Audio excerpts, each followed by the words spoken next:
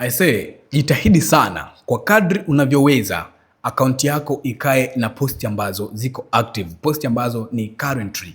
Siku hizi mtu akikutana na tangazo lako ili aweze kufanya maamuzi mengine, wengi huwa wana click kuja kwenye profile kuangalia vitu vingine kwenye page yako kwa ajili ya kuongeza trust. Even kama kuna product ambayo inaweza kawa inaendana na ile ambayo umeiposti, inakuwa ni rahisi sana. Sasa mtu the moment amekutana na tangazo lako and then akaja kwenye profile yako, let's say anakuja kuangalia kule, anakuta post ya mwisho ni ya mwaka 2023.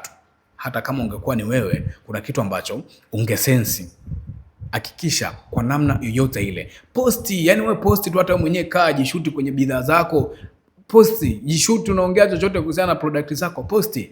That's the only way ambayo inaweza kukurahisishia wewe kuweza kujenga trust kwa watu ambao wanakutana na matangazo yako, ili uweze kupata matokeo ambayo yako vizuri zaidi, kwa sababu watu watakuamini na wataweza kufanya maamuzi kwa sababu wanakuamini. Watu wananunua kwa watu ambao wanawaamini pekee. Mtu hawezi akalipa pesa yake kununua kitu kwa mtu ambaye hajamuamini.